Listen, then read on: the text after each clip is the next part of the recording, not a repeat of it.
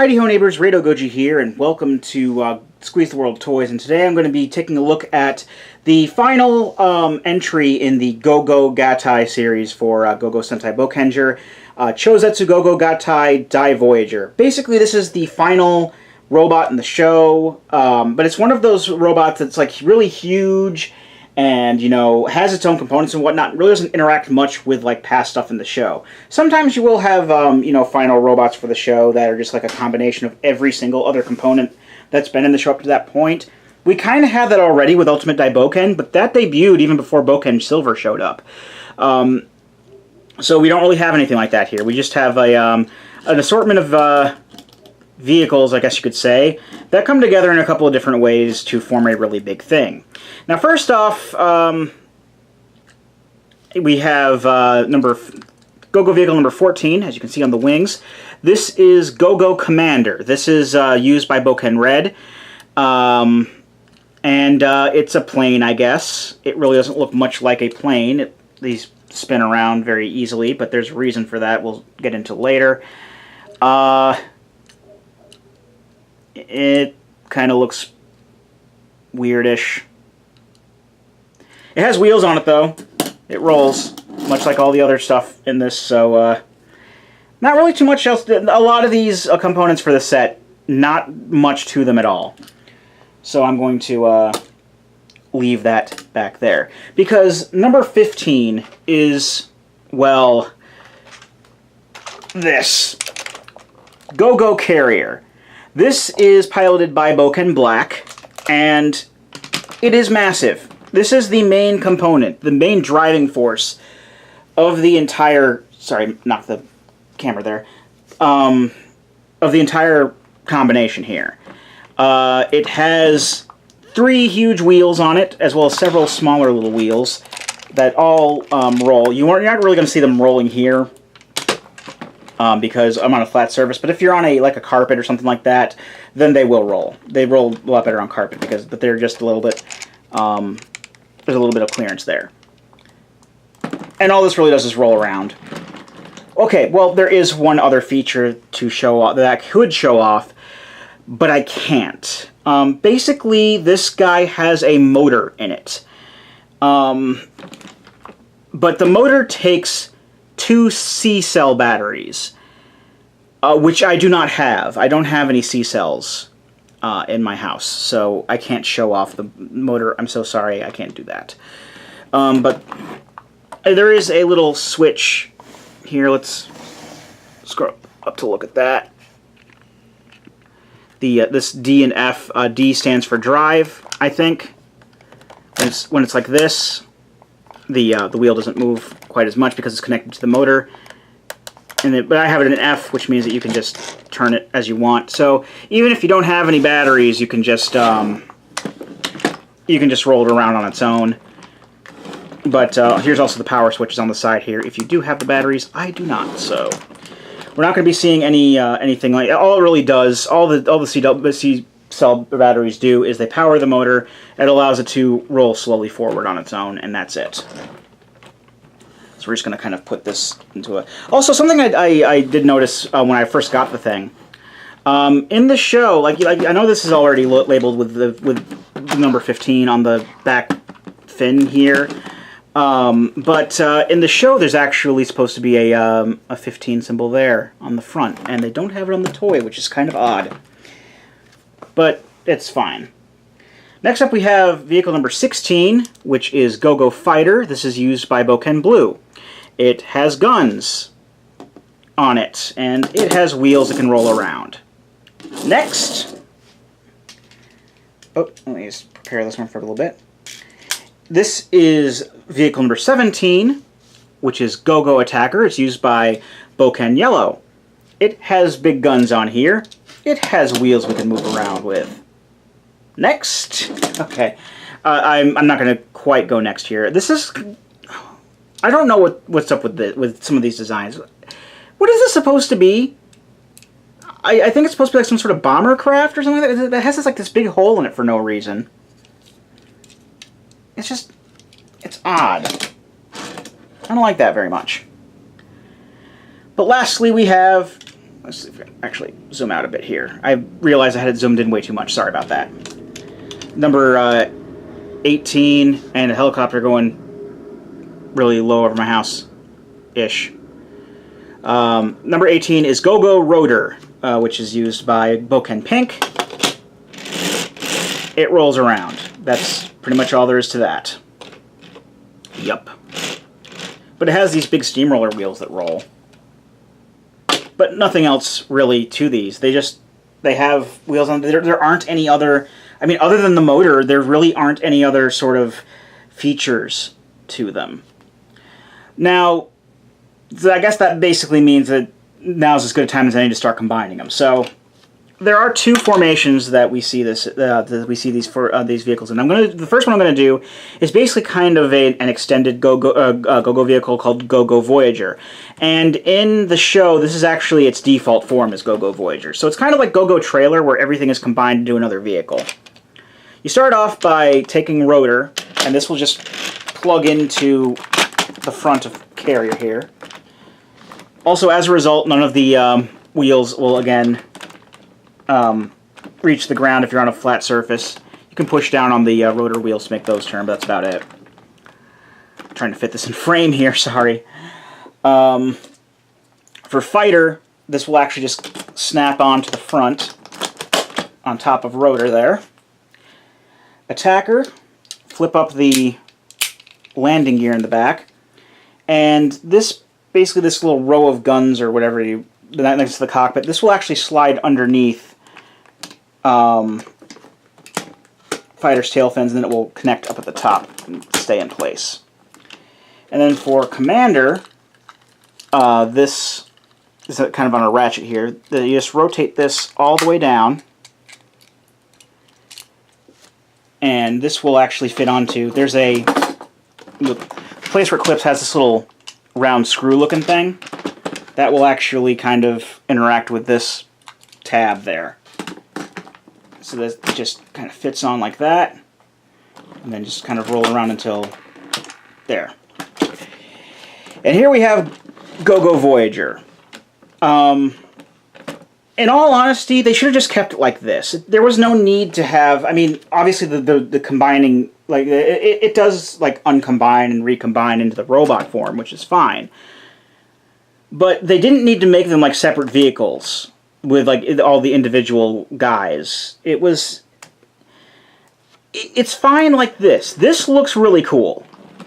And even, again, I can't show off the motor functionality without batteries, but one of the wheels is actually hooked up to that little screw thing I was talking about earlier, and it actually makes these wings on Gogo Commander, on the command tower now. I think that's why it's called Gogo Commander, because it's the command tower.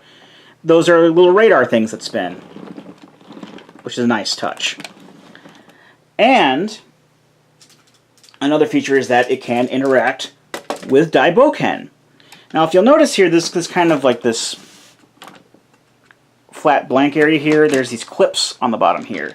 These are basically the same sort of clips that are on DaiVoyager's feet, and they can, you know, the little clips that you use to clip on, mixer and crane for combinations. These will actually hook into these clips on the deck of the carrier. Let's make sure it's clipped on the other side. And I don't know if this has a specific. I don't remember if this has a specific. I'm zoomed out as much as I can. Let's just zoom it up a little bit. I don't know if this is called like writing DaiVoyager or Voyager DaiVoyager. Actually, is what it's called. I know this. It's kind of weird. This has actually a combination title to it, but it's basically just DaiVoyager standing on top of Voyager, which is a nice touch, I think. So now there's only one thing left to do, and that's basically turn this into its robot mode. So let's go ahead and, wow, okay, military or whatever. That was a jet. Oh, okay, I live nearest to an airport, so I apologize for that. There really isn't anything I can do about that. Anyway. Moving right along. First, what thing we're going to do, just take the whole bugger apart. Every single thing is going to be taken off here. Actually, let's disconnect rotor for taking off fighter here. Oh, fighter. Fighter broke. I was trying to do air quotes there, too. Alright, so first off, we're going to take carrier. We're going to flip it up like this. Let's zoom up a little bit here, too. Or pan up, I should say. Then we're going to take rotor and fighter. Fighter will split in half. And will connect to the outside of rotor here.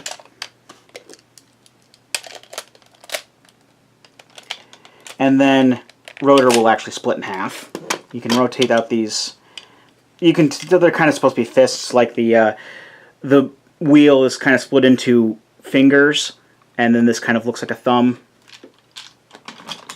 And these go onto the sides, like that. Attacker, make sure the landing gear's up. All you gotta do, that's just chest plate.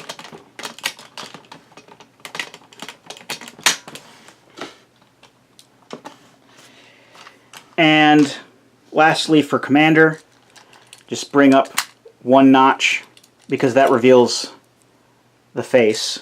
I usually rotate the wings this way, and that will just clip onto the top. And thus we have DaiVoyager in his ginormous glory. So I'm going to zoom in a little bit, because this is quite a bit far back, so I could fit it in frame. But let me zoom in a little bit so we can get some of the details on here. It looks pretty darn cool when it's fully assembled and everything. I do have some gripes, but it's mainly with the from a component standpoint. But I'll go over that later. But there's no articulate. Well, okay, I'll go over that now. It's one of those situations where I wish they would have used the components a little bit more creatively. In all honesty, to make something like this, 2 of these components are completely unnecessary. Fighter makes shoulders, and then attacker makes a chest plate. In all honesty, all you really need to keep this kind of thing intact, you got rotor as arms, commander as head, carrier as the body, and that's all you really needed. I just don't like when they do that. I really don't. But the resulting combination does look nice. The color scheme, I like how the color scheme is actually, I mean, you do have, some color things here and there showing that, oh, this is used by yellow, or oh, this is used by red. But it mostly has a uniform color scheme of the gray and the blue, the dark blue, that really works well throughout. And I'm really glad that they did something like that. Like I said, this really should have just been a one massive thing that just kind of split up and combined. I mean, that's basically what it is, but they didn't need to make these separate. There was no need to make these separate vehicles. They barely resemble vehicles on their own. That's where I think that's basically its major lowest point, I think, is how it treats the individual components. Also, there's no articulation on this, but you could have expected that by now. But there is a cool little thing that you can do while this thing is fully combined. So if you bring the arms up, there are these gears on the sides, you may have noticed, and there's also gears on the inside of the arm, right there. So if you line up the gears, like so, and put the arms out, and either by turning on the motor or spinning the wheel, this wheel is also accessible from the back, as I've shown off. Basically, by spinning the wheel either by yourself or with the motor, it will spin the fists around, and it will do like a well, I've been pushing the wheel down like this, so like a tornado fist thing, like it does in the show. That's actually a really cool feature. But other than that, you of course have. Let's actually do a comparison, since we're already. Let's bring DaiVoyager back out. So as you can see, it's like, I don't know, it's got maybe like a third of the size off DaiVoyager. It's like a whole mess of more size. Let's bring in Siren Builder as well. Why not? This is how they line up there. Quite a major size difference. And of course, since we've got them out here, let's get this out of the way. You can, you can swap the arms around. There are a lot more planes out today, I swear. Normally there aren't this many planes out when I'm recording. Here we have like 3 or like 2 planes and a helicopter in the same freaking video. Anyway, you can put tiny arms onto him. This looks incredibly silly and disproportionate. And at this point, it really isn't much of a point. And you can give DaiVoyager some huge, muscly, beefy arms with wings on them, if you really want to do that. I think that at least with the DaiVoyager arms, DaiVoyager looks really stupid with those. So I'm going to take them off and put them back on DaiVoyager like they're supposed to be.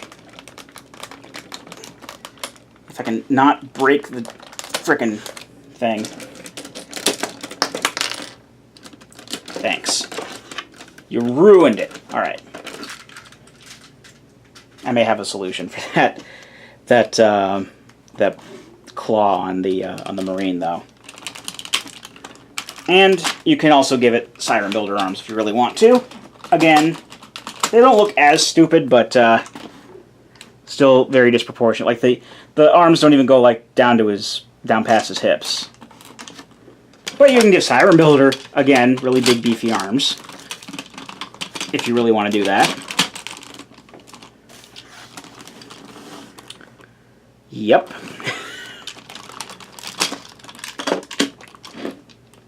Oh, what's this? A bit came off of something. That's always good to know. I'll look into that. Once I can get everything out of the way. Something broke off. Wonderful to know. I'll look into that after the video. But probably because these things are so damn old. There's that. Obviously, you can put on the drill and the crane and stuff. I'm not going to do that. That's just going to be too much more pain of a butt than what I did that during like my practice run. But you know, it doesn't look as silly. And they did do drill and shovel in the show, but I'm not going to do that. So that's DaiVoyager. Overall, I think he is really cool looking on his own. But it doesn't really do much with the, I mean, the individual components look dumb. I'm just going to put it out there, the individual components are dumb. There was no need for them to be individual components, or at least for them to treat them like individual vehicles. There was no need for that. I think it should have just been like one big vehicle, like this, all this was Vehicle 14, and it could just separate off into sections that could recombine into the robot right away. That's practically what they did with it anyway. The individual components didn't do anything on their own in the show. So it made me think, what was the point? But but put together, DaiVoyager, I think does look really cool. It just seems it's the most distant from the rest of the series. The interaction with other stuff, I mean, other than the Voyager DaiVoyager combination, is very minimal. And the alternate arms don't look good on DaiVoyager. I mean, yeah, they look more proportionate in the show, but that's just through the magic of television. On this, they look just out of proportion, really dumb. I think this is fine as a standalone thing, I think, but there could have been a lot more to it. And also, I wish there was, they would have been a little bit more, if they were going to treat them like individual vehicles, I wish they would have been a little bit more creative with how they combine into the robot, and don't we all wish it could have had more articulation. But it's fine for what it is, it looks fine for what it is, so I'm not going to rag it for too much for what it is. So yeah, that's been DaiVoyager, and I've been Radio Goji, and I'll be here next time. Join me, won't you?